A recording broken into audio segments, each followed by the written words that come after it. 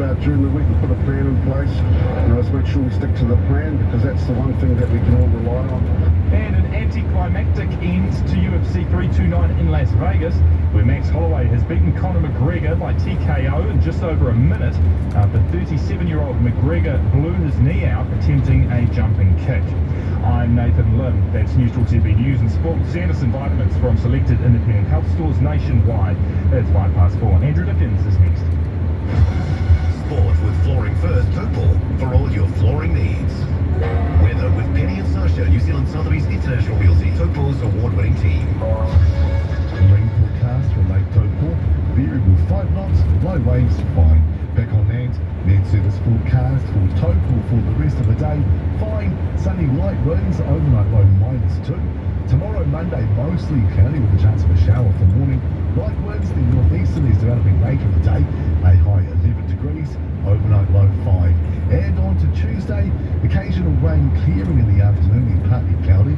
Northerlies dying out in the evening, a high on Tuesday of 12 degrees and an overnight low of 6 degrees.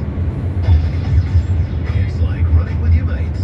Join us for the Health Hub on the Weekend Collective on News Talk ZB.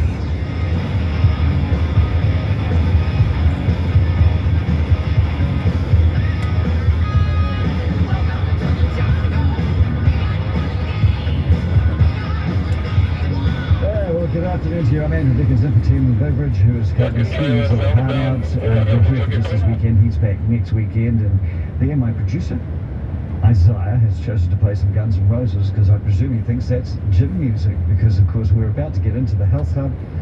This is where we want your calls and your participation. If you've got questions about your health and your fitness and what you can do to stay active and to stay mobile for as long and as well as possible, you can call us, and the number is 0800 80 10 80, or you can text us. Small charge does apply, and that number is 92.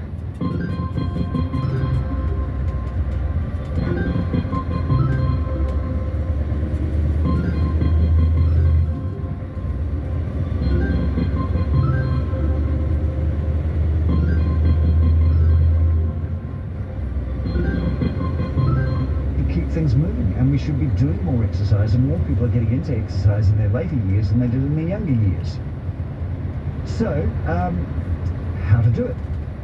The advice is to do something less intense and lower impact, to get more days in the gym, so we're not having a him and then sort of hurting ourselves, readjusting our workout splits. How, if you're over 40, should you be exercising, and how will you actually pursue the latest health trends like diets or new workouts? And so to talk about all this, we're actually going to talk to a fella who has specialised in helping the elderly, and I say that with a tongue-in-cheek, the over 40s. His company is called Body Talk, talk as in terms of TORQUE, so Body Talk Fitness. He is the founder and he is the coach here. Alex Flynn, welcome on, and thank you for coming into the studio today. Thank you very much, Andrew. It's a pleasure to be here. No, it's very good indeed.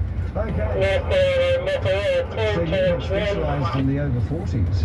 Are they different from the under 40s? Definitely getting different needs coming to the forefront. It's one of those things, I think, that the younger we are, we tend to potentially exercise and use gyms and burning calories as a means of looking better, whether it's to attract the opposite sex or, just to give ourselves a bit more self-esteem and self-confidence. But it probably does come a lot more into the fray of image. As we get older, that definitely shifts. Past 40 and especially past 50, I think that the biggest thing that we start to look at is our health, and the years ahead, being able to have quality of life as we age. So it's fair to say that a lot of the younger people, they go to the gym to get ripped.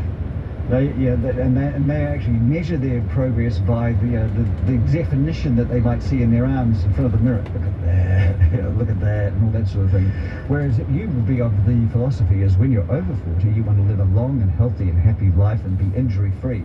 And so you have to do things a little bit differently. And so the measuring stick is not actually looking ripped. Yeah, I guess probably when you're younger, you maybe have a little bit more of a competitive streak in you. So things like your performance, whether it's how strong you can get or how fast you can run a half marathon, high rocks or whatever it is that you might be into. There's there's a streak in us that probably wants to be as good and as fast and as strong as we can. But as we age, it definitely is a case of, we start to hear of more disease, it might be our mates or our friends, or we might start to, things like the doctor is coming back to us with a few unfortunate blood results. So we really need to be looking at what is possible for us to sustain over the longer term in a method which can just become part of our lives. And that really comes down to what's important in exercise, what do we enjoy, and how do we put that into something which becomes part of our life that we don't really have to think too hard about. We can just make it, like the rest of us, our lives, brushing our teeth, going to work, having our breakfast, and getting some exercise in each day. Absolutely. Okay, so if you have questions about what you can do over 40 to actually keep yourself fit and healthy, and what you're already doing, and any concerns you might have about what you're doing, and what you might want to do in the future, give us a call. 0800 80 10 80 is the number of the phone, and you'll get a free one-on-one fitness seminar with Alex Flint from Body Talk in a strange way. Can I just immediately talk about the big one that we've been hearing, particularly the last few years, and that's resistance training, with people saying this is how you can stave off cognitive decline, and this is how you can stave off possible disease, and this is how you can actually stay fit and healthy without being injured. So what is resistance training? It's a great question. Resistance training is a way that we can challenge our muscles under mechanical tension and mechanical load to provide a stimulus which is going to make them stronger, maybe bigger, but overall what it's going to do is make that muscle tissue more healthy. Now, what we know about muscle tissue in particular is it is our organ of longevity. So it is directly linked to our immune system. It's directly linked to things like our risk of falls, accidents through lack of balance. It's also the biggest part of our metabolic rate, our metabolism, so things such as diabetes, cholesterol, heart disease, all these things have big links to the amount of muscle mass. Not only the amount of muscle mass, but also how active that is. So, we can have someone who's relatively overweight who might have a large amount of muscle on their body. However, if it's not regularly turned over and it's not exercising, that can still be quite unhealthy muscle. So it's not necessarily through strength training that we need to build huge, great big muscles, but what we do need to do is make sure that we retain as much muscle as we can over our lifetime, and keep it healthy, which that metabolic health is going to reduce incidence of things like diabetes, like we said, heart disease, some cancers even.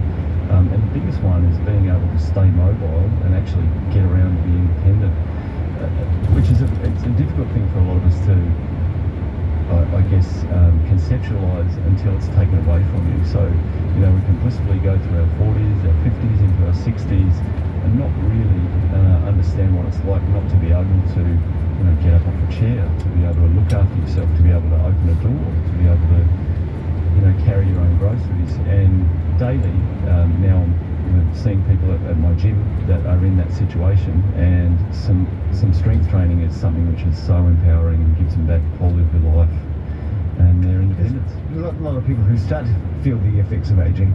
They go, I better get a bit fit, and they immediately pull the running shoes out of the cupboard, find an old pair of running shorts and a t-shirt, and they start pounding themselves up and down the pavement. That's good aerobically. It's got a little bit of resistance to it because you are using some muscles, but that's not resistance training in any way, shape or form, is it? Resistance training is pushing against a weight and actually using the muscles in a variety of ways to affect all the variety of muscle groups. Yeah, that's right. So the basis of it is something called progressive overload. So we need to be pushing our muscles in a way which over time we're coming up against loads or resistance or external weights which are difficult for us to lift. When we talk about weight training, we know that anywhere from 6 repetitions, so we can pick up a weight that's really heavy and we can barely lift it 6 times, right through to the opposite end of the spectrum, anywhere up to about 30 repetitions. So, yourself, Andrew, you might be able to do 30 push-ups still, do you think? No. I'd start struggling at 20. Okay, yeah. So if you could, so say we say push-ups or squats, If you can do 20 or 30 of those, but that is becoming difficult at that end, that's still considered strength training. So I've got this sort of band of resistance that we need to be working within, whether that's at the gym when we're using machines or dumbbells, or we're using our own body weight, but we need to be using loads which are difficult for us to lift, somewhere between 6 and 30 times. You always hear about my set, and that set could be 10, or I think the normal number is 12, and you do 3 sets, 3 repetitions. Is that a scientific formula, or did somebody just put that out of the hat? It's a really fantastic and for me a fascinating topic. So the science is just continually developing in the area of what makes up good progressive strength training. We used to think there was these very tightly kept bands, so if you worked between 1 and 5 repetitions you were going to get really strong like a weightlifter. Between 6 and 12 repetitions you were starting to get into more sort of starting to build muscle mass, and then as we got further on into 12s and 15s we're toning up and we're potentially losing weight, and we're creating this sort of long skinny looking muscle. But what we know now is really what matters is that you come close to failure with your sets.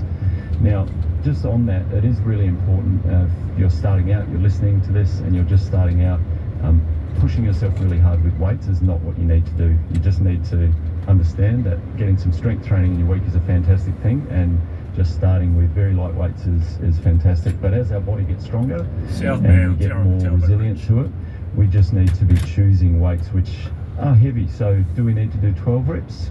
That's a great start. Do we need to do 3 sets? The general rule is we need to do 2 sets, maybe 3 sets per muscle group or exercise. And that rep range, as I say, can be anywhere from 6 to 30 repetitions. And it's to the point where you think, I can't do another one. Within a couple of repetitions, yeah. So we might have 2 or 3 up our sleeve. But that's the hard part, because you start doing the exercise and going, yep, going great, and then it starts to get really hard and it starts to hurt.